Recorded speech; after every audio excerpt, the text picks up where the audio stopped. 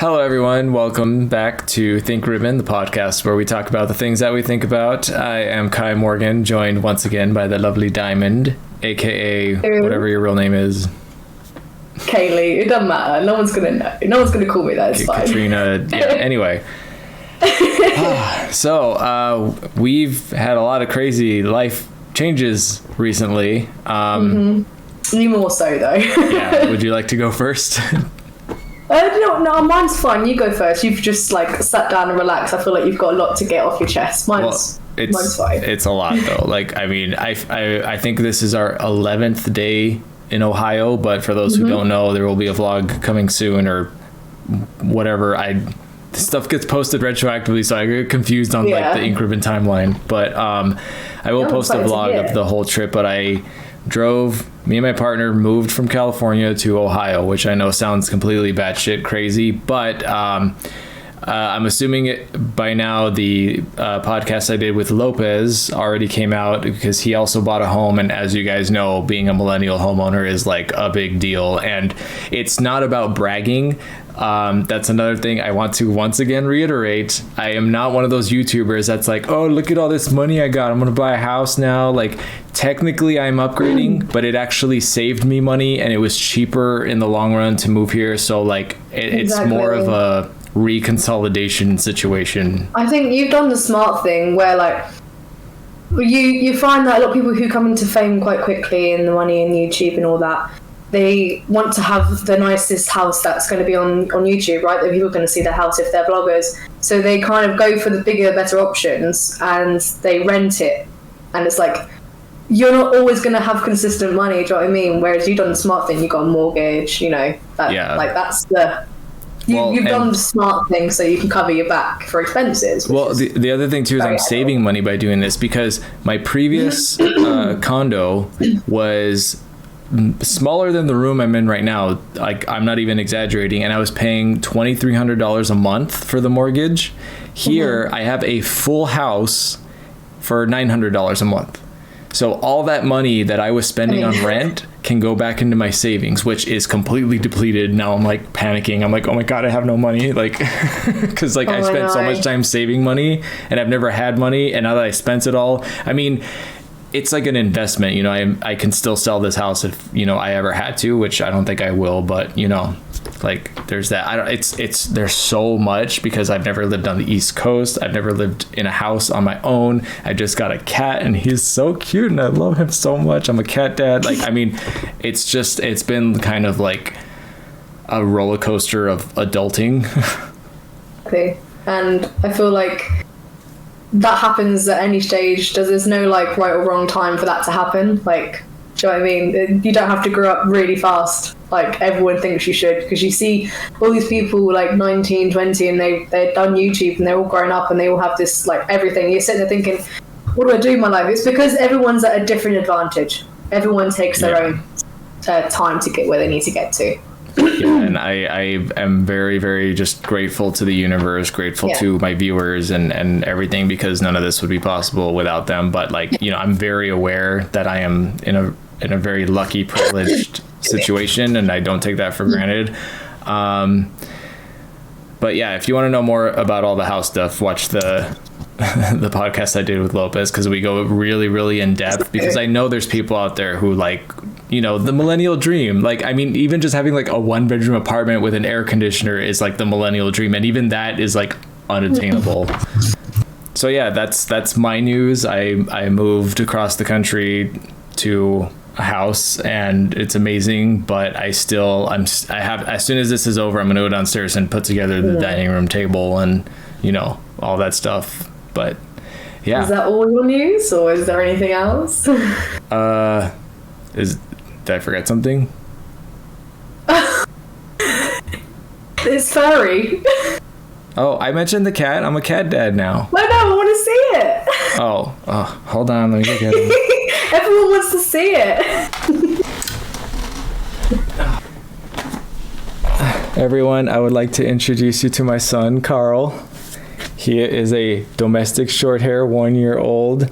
I know he looks a little grumpy right now, but he is the sweetest, most amazing cat I've ever had in my life.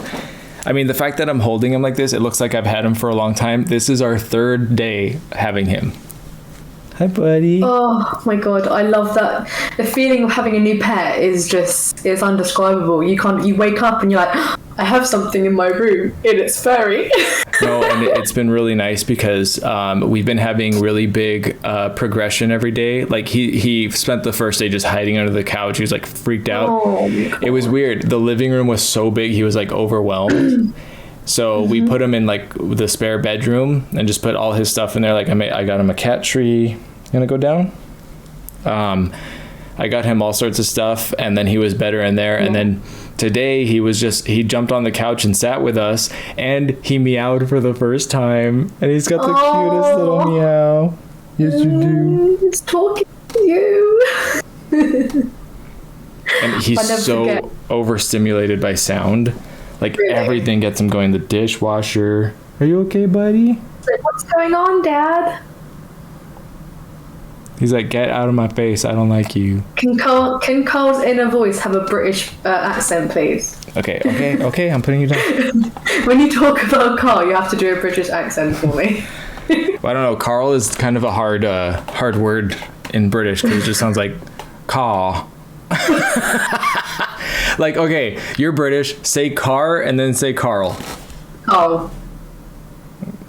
Okay. Carl.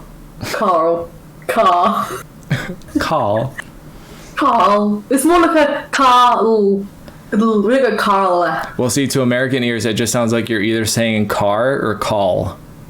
Oh, okay. Fair enough then. Yeah. Cool. Because the R tends to be silent for you guys. Unless you say it like in what is like the... Is it Cockney? Okay. Like the... Hello, Governor. Yeah. What are you like, brother? How's it going then, mate? Carl. Hello, Carl. How you doing, brother? So let me tell you the story of how Carl happened. The universe willed it because he's not the cat we were going there for. We went there for this beautiful Siamese cat that I was like, how has no one adopted this cat? I mean, it was the most beautiful cat, but when we got there, we found out he was almost like a special needs cat. He was terrified of people. I mean, he was trying so hard to get away from us. He was burrowing under the litter box in the little cage, and Carl was sort of like his buddy and keeping an eye on him. And we were like, oh God, like we can't separate them because they've kind of, it's gonna be a bad thing. But here's the happy ending. So Carl just was like, hey guys, what's up? I mean, he walked up to us, let us pick him up. I mean, I'm telling you, cats don't usually do that. He's very much like a dog or a ferret or something. He just loves being played with. I've never seen a cat care more about attention than food. Like he would rather be pet than eat. And I'm just like, whoa. But there was a girl who also came in while we were there to look at the Siamese, and they told us that the Siamese needs to be with another cat. Like it doesn't do well on its own. And when that girl came in, we were like talking to her, and she's like, well, I've got a cat at home and he needs a little brother or whatever. And it was like, oh my God, perfect. So we were doing everything we could to be like, please take the Siamese, because I can't have the guilt on my conscience of leaving this cat here. And by the time we left, she was on the phone with either her, I don't know, roommate, girlfriend, boyfriend, whoever, to see about taking him. So I'm hoping that's the case. But I mean, I got adoption papers and everything. It's amazing. I mean, by the sounds of it, if the way the animal was that we... Oh, hold on, I have to show you. Where is he? Hi, Carl. It's like that video where you turn the camera away and then pull it back and it's closer. Yeah, he's done that a couple times too.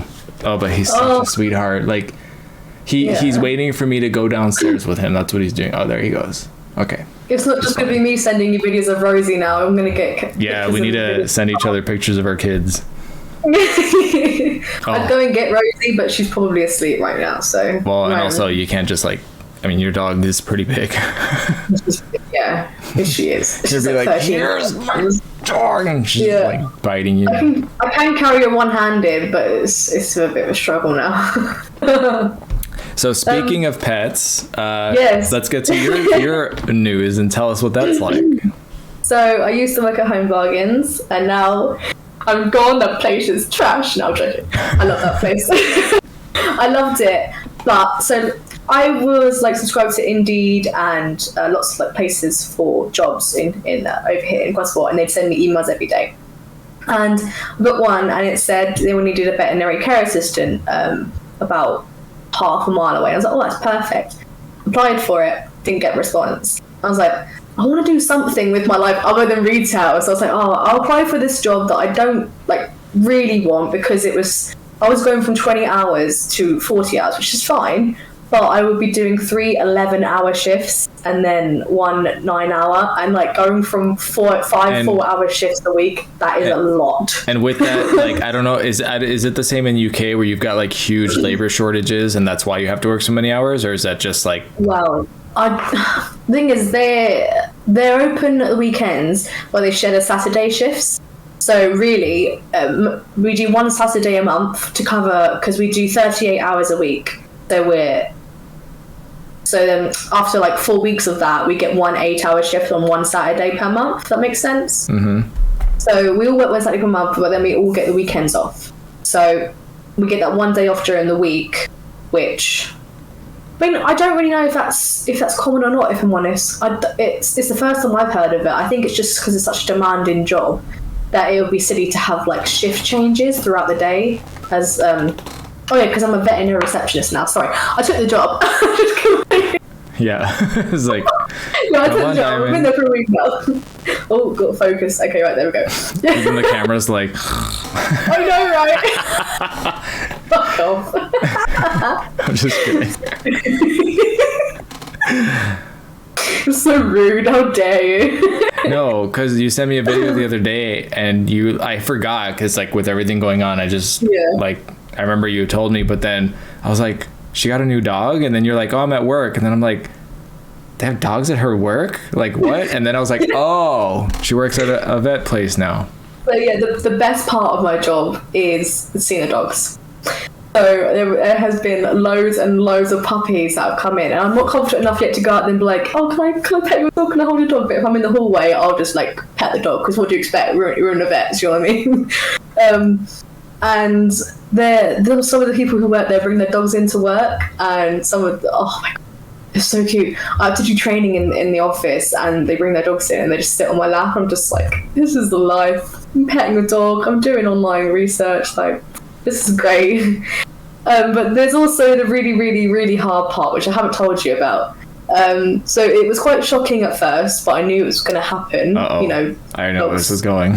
Dogs get put down, and cats. No. Like, I wasn't in the room, but it was my second day that I'm just thinking about it. My eyes are like really watering. No, I know you're going to get me going too. I was coming down the hallway, and they had just put a big husky down, and the reason why it got me is because I saw the owners carrying it in, so obviously it couldn't walk, whereas either really old or injured.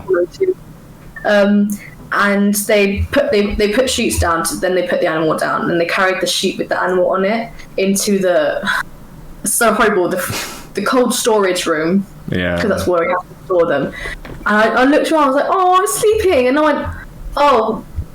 And I was just like, I didn't know what to say. I was just in shock, and then like tears came to my eyes. I was like, I'm working, I can't cry. And it was really, really, really hard to get through the rest of that day, so I just kept picturing that, because I saw the dog's like face. I did not really even hard. Think about that for you. I'm so sorry, but I mean, I'm going to get used to it. I've seen a couple now, but I try not to look at their face, because that's when it's really hard. When you see what was once like alive, not alive, it's really shocking. But yeah, I came home and I cried to my mum and dad. I was like, I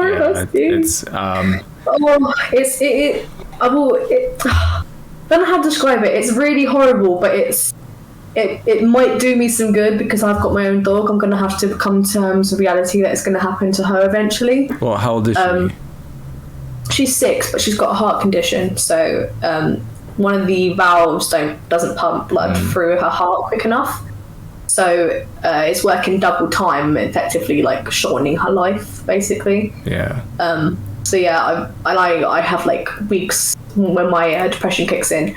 I will think about it like non-stop, and it ruins ruins my days basically. So I think it's like shock culture, isn't it? Pushing it into your brain kind of makes you accept things, doesn't it? Yeah. Can you?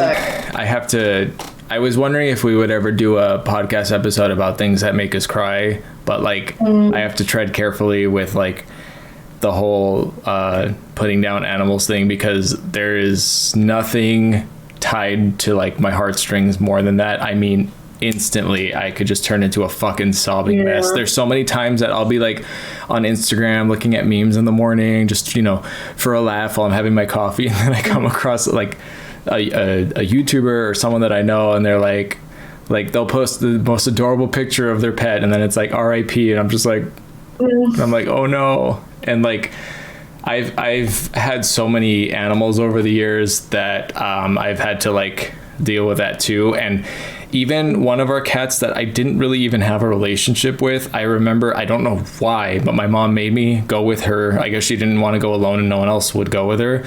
She didn't want to go put her down by herself, and I didn't realize until like halfway there what was happening, and I fucking like broke down. And I was maybe like, I don't know, I was like 13 or something. Like, I mean, you shouldn't have seen that. I didn't actually see anything. I just stayed in the lobby, but like I remember I had sunglasses and I put them on, and I just fucking had tears rolling down my face. I love animals so much, I can't even put it into words. And then I have like, oh god, I can't even talk about that because I'm gonna cry. Whew. Okay, anyway, but I just want you to know that like, you feel me, you understand. Yeah, and if you ever need to talk about it, you can video call me from a boat anytime. Yeah. Everyone's like, what? It's like, okay, right, focus. So just real quick about that, I have to tell you, there's times that I'm just chilling, I'm working or doing whatever, and I get a video call from Diamond on my phone, and she's like fucked up, and she's on a boat. Like, it's happened like 3 times. She's just like, I love you, hi Kai, look, I'm on a ferry, okay, bye, click. And I'm just like, okay. I remember every single one. I wasn't like paralytic, but yeah, because so we have a ferry between Gosport and Portsmouth, and it's like a short trip, but late at night it's kind of sketchy. And I was like, I don't want to be on my own, so I just called Kai. And she's like, this man's my boyfriend. What's your name again? No, I don't go near men on that ferry. Oh my god. Trust me, I'd rather be single for the rest of my life. Never date anyone you meet on a ferry. That's not a good place to meet anyone. No, I've been like bodyguard Bishop before. Like purposely fucking up your makeup to just look like a mess so people leave you alone. He's like, I've had to look after young girls before because there's been drunk old men trying to chat them up, and I'd be like, oh my god, let's go home and pretend I'm with them, and they would just like get up and walk away from them. And, oh my god, yeah, I had to do that one time in Japan. So there's an area of Tokyo that is like, it's infamous for like fucking shady shit going down. And if you're ever in Tokyo, in Shinjuku, there's an area called Kabukicho. It's like where all the clubs are. Be very fucking careful. Like, I mean, everything from like drugging people in clubs and charging their credit card like crazy to like sex trafficking to literally murder. Like, all that stuff happens. Where was I going with this? Oh yeah, these club guys hire these people to just go around and like target foreigners, and they'll literally grab your hand and be like, hey, whatever, and they won't let go of you. And you know, and then there's like the sex clubs. It's this whole thing. And there was this girl I could see, she was so like uncomfortable. I mean, to just look at someone and see that, and I had to just come over and I just put my arm around her and I was like, hey, oh my god. And we just walked away. She didn't speak English, I didn't speak Japanese, but she understood, and we were just like, okay. And we turned the corner and she was just like she was saying thank you and whatever. Yeah, because you see those moments in like TV shows or like on YouTube or whatever, and then you realize sometimes that happens in real life. They're not staged, they're not social experiments, they're real. Like, it does happen. It was so uncomfortable. Although I feel kind of bad because I think she was kind of like, oh, hi, and I was just like, I gotta go, but peace. She's like, no, come back. Yeah, so Keiko or whatever her name was, if you're out there, I'm sorry.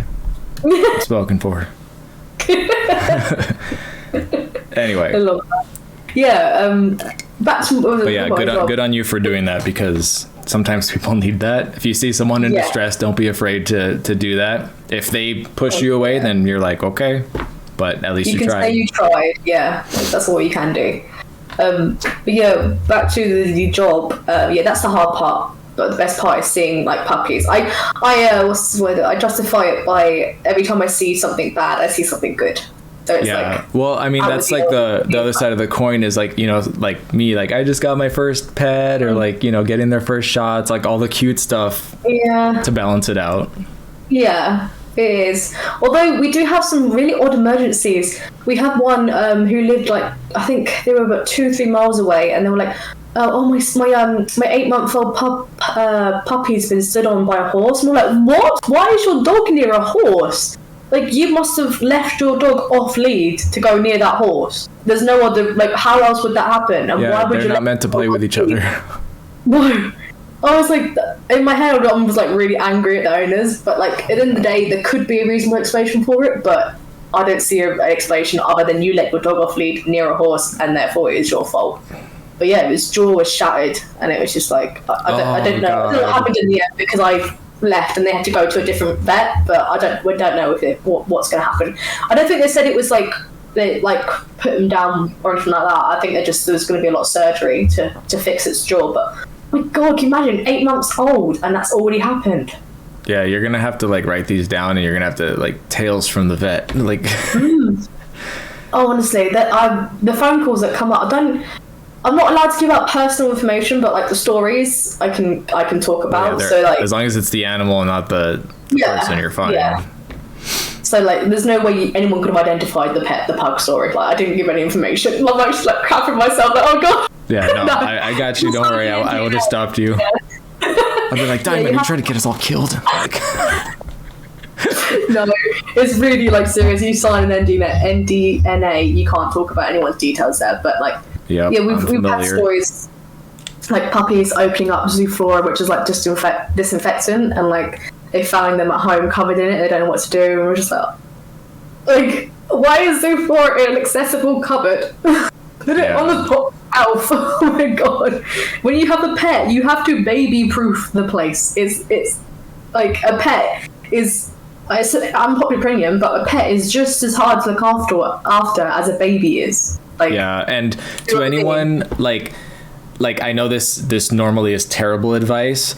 If you've got a cat and a dog and you don't fully understand them in any way, look up videos on YouTube. There's a ton of animal experts who like know their stuff, from nutritionists to behavioral experts, and they will tell you like there's so much information. Just in the last couple of days before we got Carl, I was watching all sorts of stuff, and like for example, I've learned that he likes so he was hiding under the couch, and I thought that he was like scared or upset, and I learned that it's just what cats do when they're coping with like a new move. It's an unfamiliar space, they don't know what to do, and he felt safe under the couch, and he would only go there if we were in the room, which means he wanted to be near us, but he was like not brave enough to just kind of be out in the open yet, and now he's just like walking around like he owns a place. So it's little things like that, or like the right type of litter box, or the right type of toy for your dog, all these things that if you want your pet to have like a happy, healthy life, you should know as a pet owner, because the way that we operate as humans is not the way that pets operate, and we have to kind of meet them in the middle. You know what I mean? Yeah. I think also good advice as well. Decide what you think is worth more money to like spend on. So, so we have to spend a lot of money on my dog because she has to have food that's for her heart, right? Mm-hmm. But so I wouldn't buy cheap treats, because if they're that cheap, what the hell are they putting in them? Yeah. Like, you have to be things like that. You have to be careful with what they eat and drink. But like toys, you don't really like buy the cheap version, see if they like it, then buy the expensive version, because the amount of toys we have. Yeah, toys will come and go. Don't even worry about those. But they don't care. Speaking of the food, not just the type, not just the like specific food for like different, whether it's a small animal, big animal, all that, but also wet versus dry, because we wanted to get him wet food because cats tend to not drink as much water as they should, and they have a lot of kidney problems. We got him wet food. He was not really like, he would eat and then he would scratch the floor, which is what cats do when they're like, around poop or like any bathroom stuff. So I was like, I don't think he likes this food. And I remembered in the kennel, he was eating dry food. So we got him the dry food. And the moment I poured it, he just ran over and he ate the whole bowl. And I felt so bad because I was like, oh my God, he was probably like starving. But I'm glad we went to the store and got him like, the food that he needed. And now, I mean, he ran over, he ate the whole bowl, he jumped on the couch and slept next to us while we were watching TV. And I was just like, I have so many pictures of him just sleeping on the couch because I couldn't believe it. I was like, oh my God, he's not hiding anymore. He like came out, and it's those little things. It's really rewarding as a pet owner to do that. I mean, you've had your dog for like 47 years, so. She's a grandmother. Yeah, no, and it's good to experiment, but like, you don't have to always believe what you see on like. If one person says this is the way to do it, another person's going to say another thing. So do your research, because there's some people who are adamant that raw diets are the best things for dogs, and some people say it's not. It depends on the breed, depends on the size of your dog, and like it depends on a lot of things. Yeah. Yes. Yeah, because sometimes you'll do everything that like a nutritionist says, and they just don't like it because it's dry food or because it's wet food or because they want chicken instead of salmon. You don't know. Like, you just have to try that out. Although I don't think you're supposed to switch up their food too much because it can like diarrhea. But don't listen to random people on TikTok or anything like that. Listen to people who start off by saying, "Hi, I'm so and so. I'm a certified whatever," because everybody will brag about that at the beginning of their videos. And like it's just, exactly it's exactly like like YouTubers who get sponsored to do things. Like, sometimes you wonder how long have they actually used that product before they say they enjoy it, and you can tell 100% whether it's something they would use or not.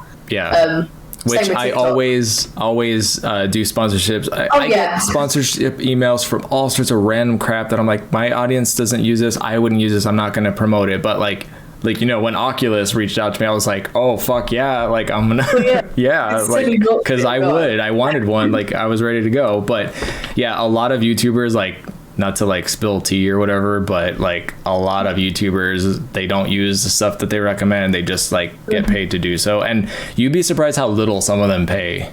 I guess it depends on, like, maybe I'm small fry in the YouTube pool, but it's usually just like a couple $100. Smaller but better quality, in my opinion. I've always said I find smaller YouTubers to be better quality, and to me, small doesn't necessarily mean like what's the word? Not popular. You could have 1 million subscribers and only 200k actually watch you, and some of them are just subscribed because they're subscribed from years ago. Like, I genuinely subscribe to like 20 people and I watch all their videos. So it's like, because you're cool like that. Exactly. No, but I know what you're saying, because like, I mean, in the Resident Evil community, people might think I'm a big deal, but if you don't play Resident Evil, I'm nobody. So like, I like being in a little niche, like whatever, because I could not imagine having like millions of people watching. I already get like anxiety from like, as it is. But anyway. Yeah. I think just to finish off the job thing, so it's what you expect a receptionist to do and more, really, like, because it's to do with vets, with pets. I have to prescribe drugs and feed treatment and all that, so there's a lot of training that I have to learn, which is, it's slowly sinking in. I'm starting to get it. So you actually give prescriptions? Yeah. Can you get me? No, I'm just kidding. Yeah, because we have human drugs, but obviously they're in a safe and I can't access them. Only the vets can. So I can only give like paracetamol. It's like the strongest drug we give. I can prescribe. Okay, that's why I was like, do you have to go to like vet school to give prescriptions? But I get it. No. Yeah, nothing that I can touch is worth stealing. Okay, that makes me feel better. I would. It's like, I love you, Diamond, but I don't know if you're qualified for that. What's some Calpol? So at this job, is there any sort of like upward mobility? Like, have you thought about, because you have mentioned before that you have thought about like wanting to work with animals or being a vet or whatever. How do you feel now? I don't know if I want to be a vet because I don't think I could handle the pressure. Personally, just because I've seen some of the situations they've been in, and I don't know if it's for me. But like, never say never. I think I could build up to care assistant, definitely. Yeah. Bit more serious, bit more, with the animals, which is what I want. But really, this job is like so. Okay, well, it's not ADHD happening, but I don't have ADHD, but it happens when I talk. It's like whoa.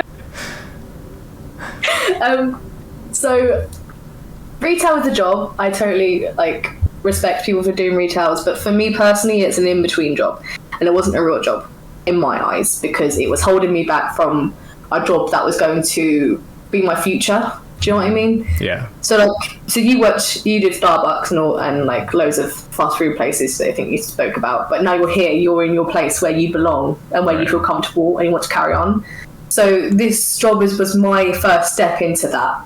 It's my step out of school and retail and college and all those easy days to you're an adult now, you're getting salary, and you have to be careful they with grow money. Up so fast. I know, right? I'm working double hours, so I'm getting double pay. I haven't been paid yet, so once I get the pay, these hours are gonna be worth it. But so I'm going from weekly pay to monthly pay, so that's not that I didn't have it before. I had it at previous jobs, but because I've been used to that for a year now. That's not really a thing in America. That's crazy. No. A whole month to get paid. Do you get paid fortnightly? That's what I've heard. It's either some jobs do every week, especially in food service, and most jobs are every 2 weeks. I don't know. Maybe there are some jobs that do once a month, but I've never worked anywhere like that. But it's usually 2 weeks in America.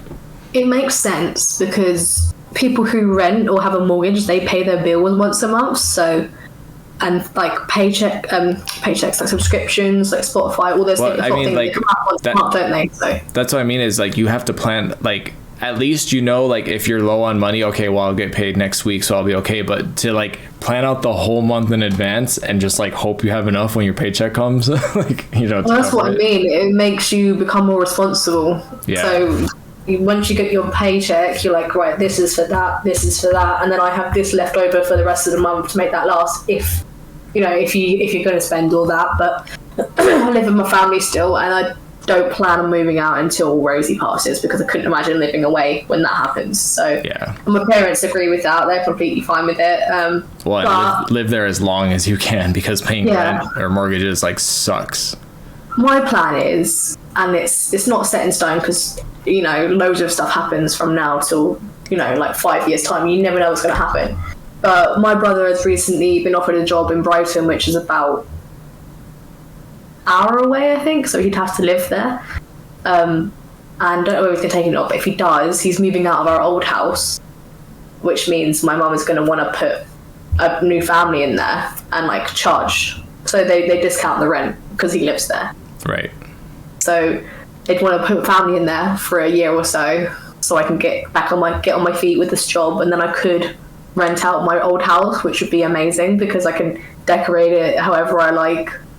And I wouldn't live there by myself. I'd live with someone because the world we live in now is so hard to live on your own. For my generation, it's fucked. I don't know how Generation Z are going to cope unless they're all YouTubers. Me and Lopez talked about all that in the real estate podcast.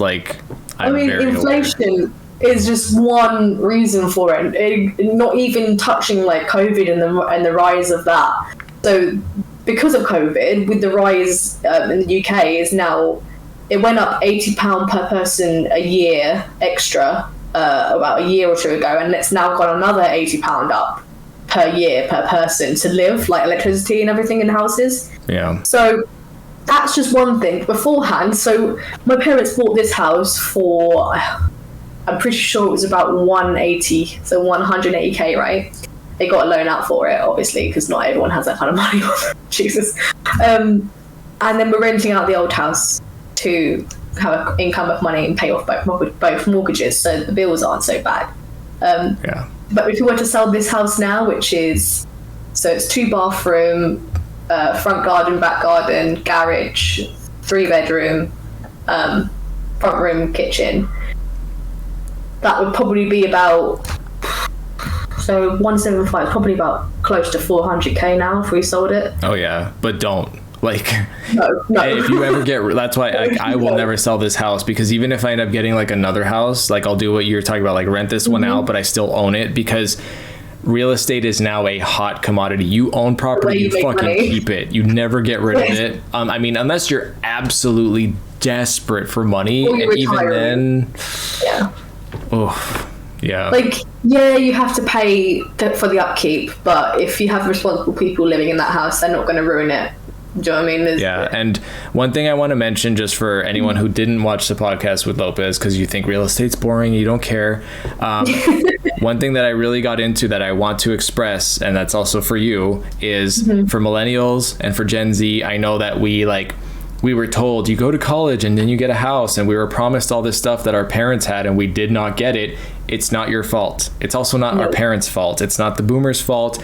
It is Wall Street and investors and all of their faults, because they have done some shady stuff behind the scenes that we didn't know about. It was this whole 60 minutes expose. If you get a chance to watch that on YouTube, it'll make you very angry. But at least you know that it's not you. You're not a failure. You didn't do anything wrong. The system failed you because corporate greed and a whole bunch of other factors. So you'd pay like 30 years ago, the price of a house would be the price of a car today, and like an average run-of-the-mill car, like not even a really nice car. Like I'm talking like houses used to be like 30-50k. They used to be so cheap.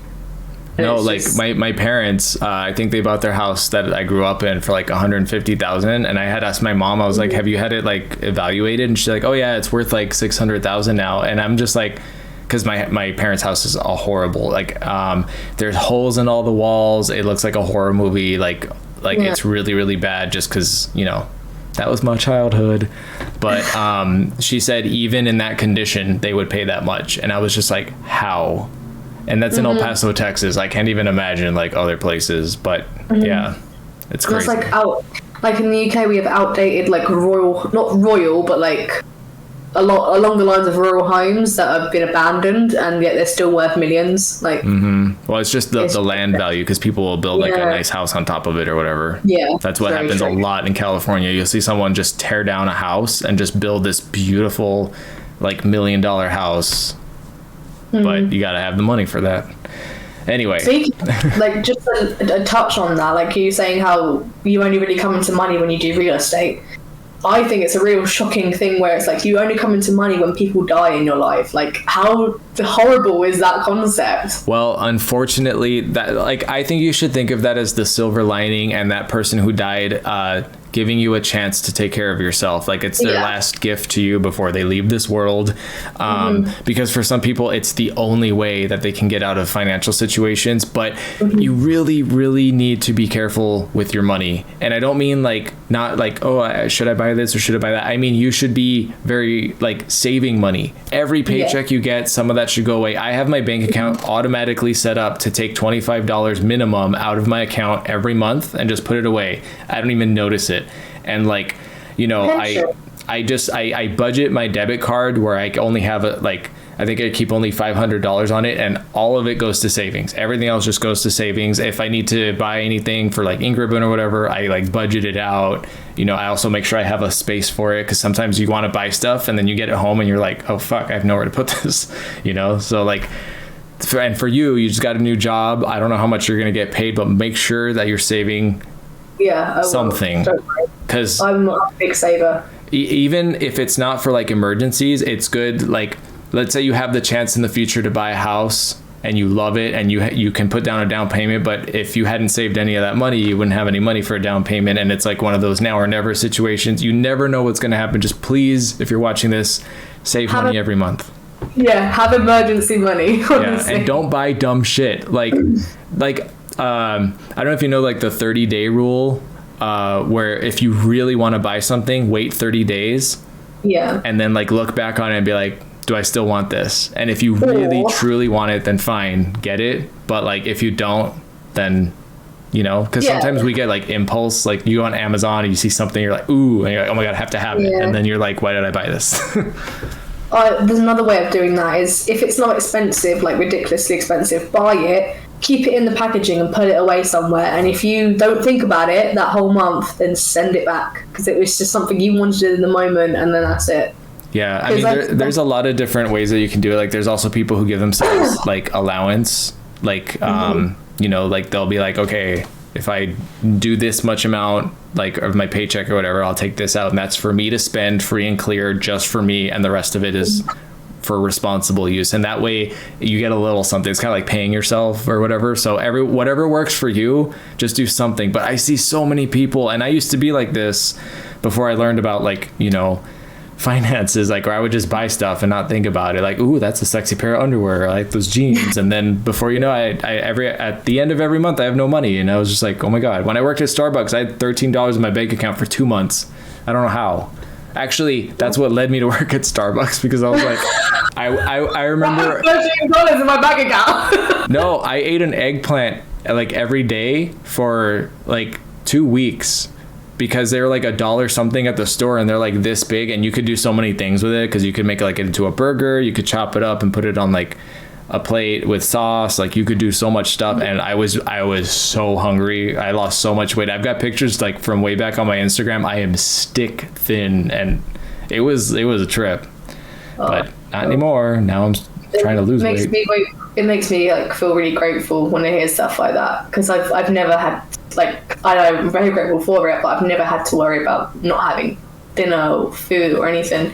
So my parents have been really. But like, that's, again, if you live with your parents, living with your parents is not what it used to be. It used to be like ew, like you live with your parents, like what a loser. But that's not how it is anymore. Now it's like envy. I'm like, yeah, I'm like, wow, that's so awesome. You have someone doing your laundry. Like, even if your parents charge you rent, you're still so much better off. Like, trust me. Oh god, yeah. As long as you can live with your parents, it's the way to go now. Excuse me. And actually, speaking of that, so I mentioned the evil investors, like buying up properties. They will literally buy a property without even looking at it. They'll just pay cash. They'll pay well over asking to guarantee that they get it. It's so fucked up, because they rent it out. They don't let people buy the properties. And then it's like, you know, so there's all these houses that people desperately want, and they're going to rent them out instead of letting you buy one. It's really messed up. And we did get one of those offers, and I was like, it was the biggest offer we got, and I said no. And we waited, and there was a set of parents who wanted to get a place for their daughter, and they put $150,000 down as the down payment that they had saved up specifically, one, to get her a home, but also so that when she had to pay her mortgage every month, it wasn't like $3,000. It was like, you know, a reasonable amount that she could actually afford. And that's the kind of stuff that happens when you think ahead and take care of your finances and actually plan. So that's why it's important, because again, you never know. But this podcast on Norman Bropez is just going to be very similar now, isn't it? I sound like such a dad, but like, I'm sorry, like, you know, I'm trying to like be a good role model and provide information. Just to explain, because when you're editing this, you'll probably wonder what I was looking at, but I was looking at the window because a man walked past and took a photo of our house.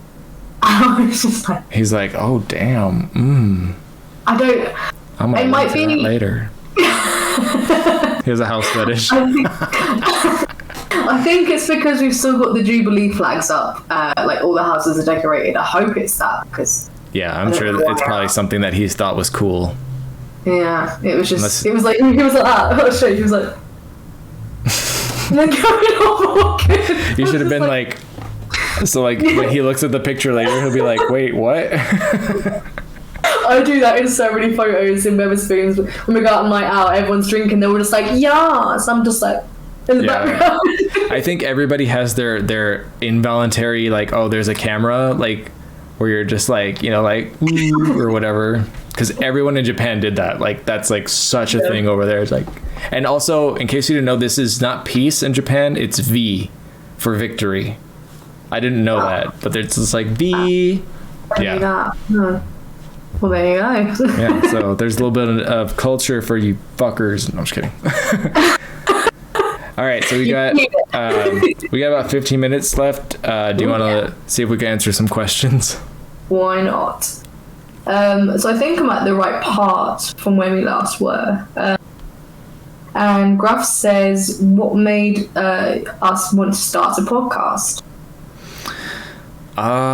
What did make us want to start a podcast? I think we just wanted to do it because it's fun. Like, yeah. And me and Diamond, like, we used to like play together all the time, and then we both got so busy we didn't get to like hang out. And I was like, what if we do a podcast and then you could do like a virtual thing? And I think with me, you, and Dale, when you were able to play games and you were quite so busy, we voice chatted nearly like every other day. All of us, me, you, and Dale, and it was during quarantine. That's why. Yeah, Stardew Valley, Resistance. We just every time we spoke, it was like I feel like we're on a TV show because some of the stuff we come up with is comedy gold, and it's like this needs to be recorded, and we will make Dale. We will make you get on this podcast. Yep, that's right, Dale. For the at least for the British versus American stuff, because he's got a lot to say about that. I'll tell you right now. Yeah. I think Dale will just light up once he gets on here. 100%. Yeah, we tend to bring it out of him. We bring him out of his shell.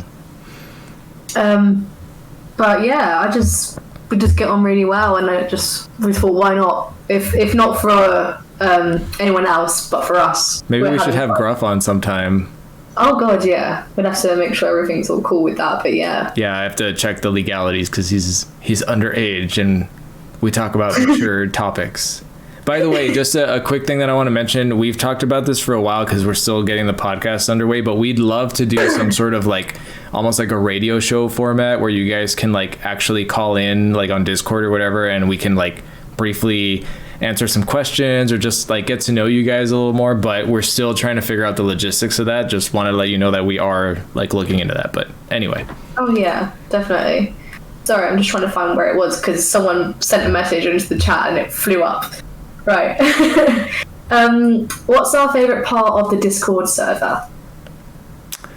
Just the people, really. Honestly, yeah. Something that makes my day, especially in COVID times. Like, honestly, like that will be memories for me forever. Is being up till like 4 a.m. chatting to strangers on the internet, and it was just fun. Got to know loads of people, made friends with a small group, and yeah. No, the Discord server has been kind of like life-changing. I know that I'm like a lurker on my own server and I don't really engage too much, but the best way I can describe Discord is it's like the new age of like AOL Instant Messenger or any of those like MSN or Yahoo or whatever. And also like it's really put me in touch. Like I have friends now that I didn't have before because making friends in real life I've just given up on that. That's just not an option anymore. Really so hard, yeah. You know, now I've got friends like you and Dale and Jazz and everybody else that I can just like talk to online. And I'm friends with brokers now. Like yeah, exactly. Through you know what I mean? We DM all the time. Like wait, really? Yeah. Oh my god. We always message on Instagram DMs and we're always sending TikToks to each other. So it's not quite like verbal, but like we every now and then we chat about certain things. Yeah. That's kind of how we communicate, like just memes all the time, and then every now and then I have something to actually tell you. Yeah, pretty much. But yeah, it's awesome. And one thing I will say about the Discord is like it's weird for me because sometimes I'll get notifications and people are like talking about me. And I'm like, I don't know if I'm supposed to be reading this, so I'll just mute the notification. I'll turn off like the server for like, you know, a couple hours or whatever. Because it's like, I'm like, okay, I don't know. Especially when we're trying to do certain surprises. Oh yeah, that was like the worst kept. Like they're publicly talking about surprising me, and I'm getting all the notifications popping up, and I'm just like, there's no way of doing it otherwise. I had to put like at everyone except Kai. Yeah, I had to just pretend I didn't see it because I didn't want to ruin it. I felt bad, but I was still surprised. I didn't know exactly. I just knew there was a video that you guys were making for me. That's all I knew. So, thank you, by the way. That was super fun when I got that video. It was really fun to make. Happy birthday to me. Yeah. Right, we have Corey. Oh, sorry, that question before was from Corey, and there's a follow-up one, which is Cioles, as you know. Mm-hmm. I'm familiar. Would I ever consider being a voice actor for one of your projects? And of course, I would love to. I've said that I think already. someone asked you that before. Did they? Did we read no, this someone already? said, would we be voice actors? And I said, and then this one is, would I be a voice actor for one of your projects? Well, you do have a great voice. Like, you'd be like the voice of, like, for sure, like the self-destruct, like. The self-destruct system has been activated. Please deposit a urine sample. Oh my god. Island put, can we have your great opinions on the Halloween drawings we held recently? This was a while back. Yeah, that's... Sorry. This last year. Oh my god. Oh my god. Wait. We've got a backlog of questions. Oh my god. Well, thank you for sending in so many questions. I'm sorry. Yeah, because obviously sometimes we don't get a chance to do the questions, but I'm making sure I'm doing it in order, so these ones are coming from last year. Yeah, shout out to Island, who has the sexiest voice out of all of us. Oh my god. She needs to do it, be a voice actor for you. Hi, I'm Island. How are you doing? And it's like, just like, boom, instant porn, like, yeah. She's got like that Ada voice. That's what it is. Yeah. Okay. Hey, handsome. Right, so Corey says, for the both of us, we all know you're both fans of RE, but have you ever watched parodies or fan-made videos on YouTube? If so, what's your favourite ones? Corey's is Shadow Leggy's Resident Evil 5 parody, Welcome to the Jungle. Okay, we've all seen the Shadow Leggy videos. Those are like classic. What? Unless I've seen it and I haven't like seen the name. Not that one specifically.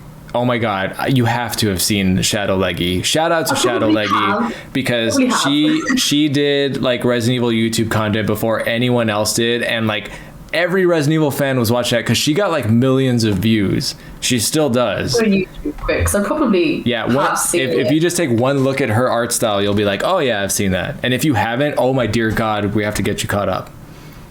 I probably have. Like I said, I don't pay attention to people's YouTube. Although this is like older YouTube. This was like before monetization was a thing.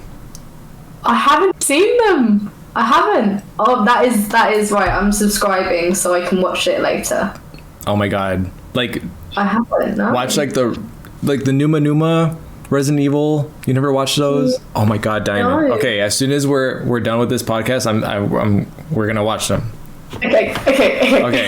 For me, there is a guy called Boris Cello or something like that, but he does these Gmod Resident Evil parodies, and there are multiple episodes. Basically, it's from like the beginning of Resident Evil 2 all the way to the end, and then he does one for Resident Evil 3 all the way to the end, and it's like a retelling of the games, but he uses the actual PS1 models.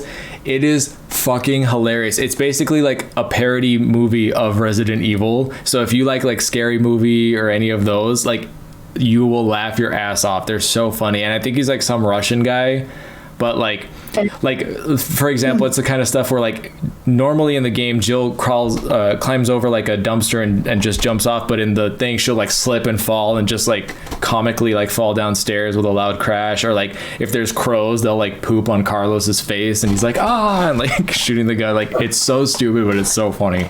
Those are my I'll have to watch those with you. We'll have to watch them after this and get our reactions. Yeah, it's gold, I promise you. So we have a question from Frog Chair for both of us. If we could be an animal in our afterlives, what animal would it be? Tiger. Or any sort of cat. Yeah, I would have guessed that for you. I don't know. Was that your meow impression? Mm-hmm. It's like Cardi B. No, cats do that sometimes. They have like a little purr meow, like. Oh, okay. It means they're very happy if your cat ever does that, by the way. Easy answer, probably a dog. Sleep all day, get fed, get pet. I'm laughing. That's very much our personalities. You're a dog, I'm a cat. That's why we work. It's beautiful. Corey says, are you obsessed with any TV shows or movies lately? If so, which ones? It's been a while since I've watched anything that I've like really loved that isn't old. I stopped watching Walking Dead because it got boring, so I haven't watched that in a while. I will watch it because there's like 2 seasons left, so I have to. I watched recently the new American Horror series. That was good. It was like a 2-part series. Yeah. So like 4 episodes was one, and then the last three or four were a completely different story. But we didn't realise that. So we went from episode 4 to 5, and we were like, what the fuck? Yeah. What's going on? Yeah, when it switched to like the 50s, like alien stuff, I was like, wait. Are we in like a different episode? I was confused. I thought it was like a flashback, and then I was like, oh, double feature. I get it. Yeah, I wish they did say like part 2 or something on the episode. That would have been handy, but yeah, they should have like been more clear about that. American Horror Story is very hit and miss for me because like sometimes they go too far. Like we couldn't finish Hotel. It was so gory and just like brutal and like not. It wasn't scary. It was just like horrible. Like like really bad situations. That, like there's no merit. I was just like, okay, I'm done. Yeah, like trigger warning, American Horror Story, but with the guy that comes out of the bed with the big metal thing. Yeah. Do you remember that? That scarred me for a little bit. Like, not like in the sense of it's ruined my life or anything, but a visual memory of it's been in my brain since I've watched that. So yeah, I totally get it, but for me, the more fucked up something is, the more I enjoy it because I like to watch things that are just completely out of the norm. It's weird because like when you're younger, you're like, oh, he just got his head chopped off, like ew. But when you're older, you're like, oh my god, he probably has friends and family, and like you start thinking like that's how I get, and then it's not fun anymore. Like it's literally like horrible, and then like I just get thrown out of it. Chop off his leg.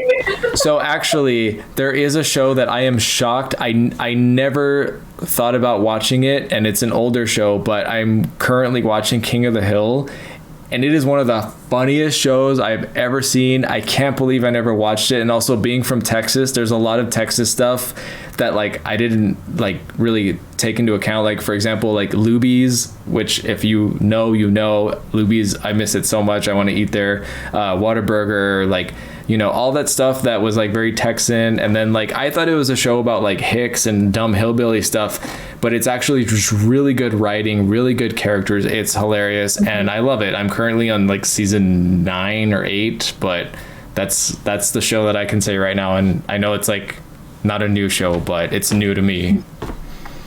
I haven't really gotten into a good series lately, but the most recent ones I've watched were Emily in Paris.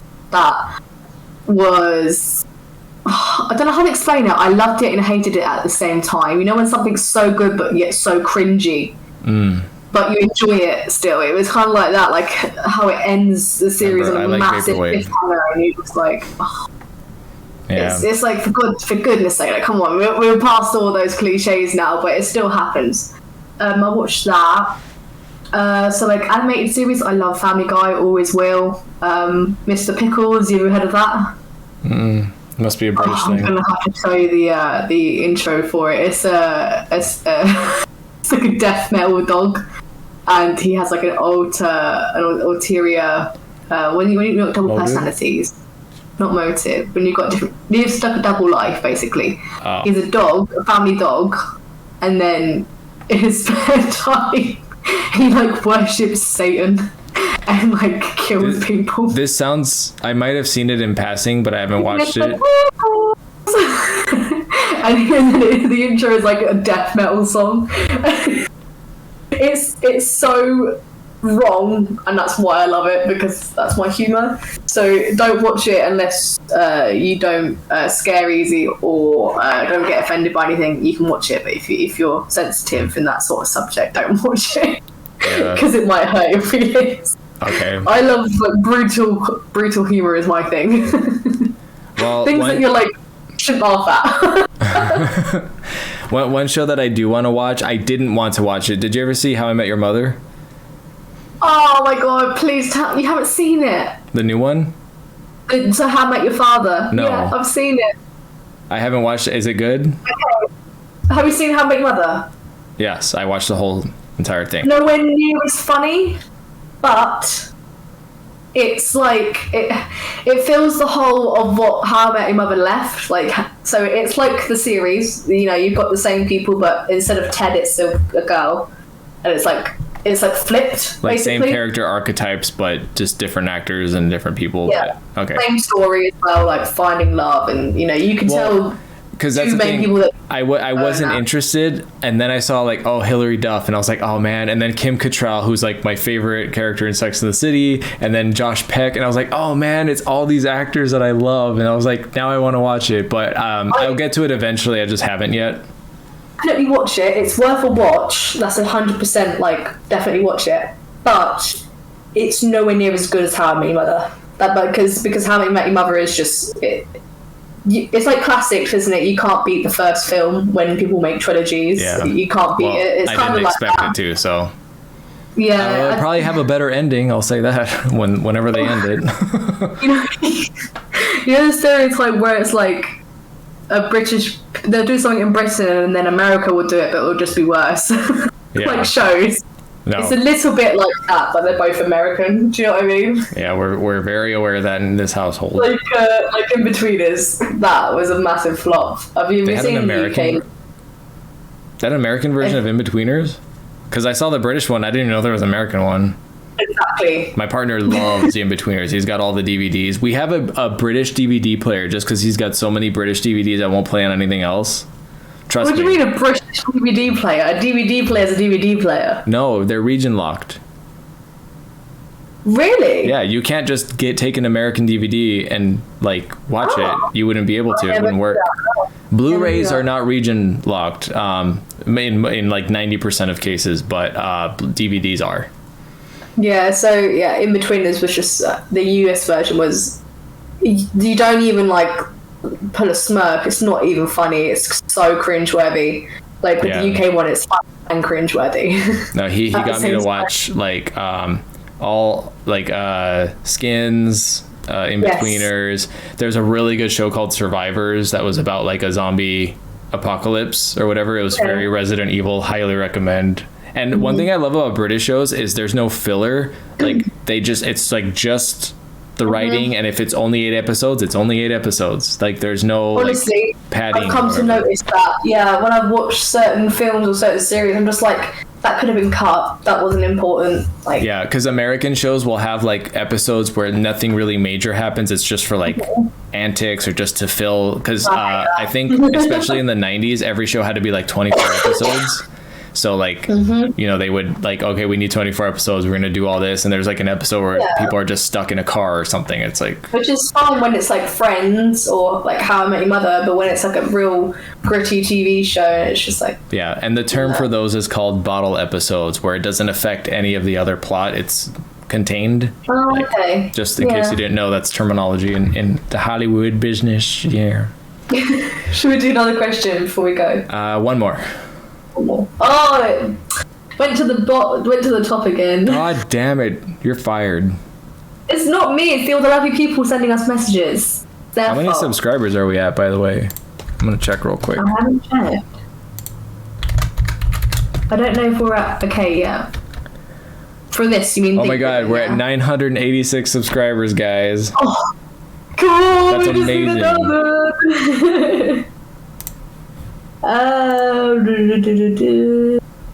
Thank you, everyone who subscribed, by the way. Very appreciated. Okay, I'll do 2 because one's quite quick. From Dale, Kai, who is your best British friend? Oh god, don't do that to me.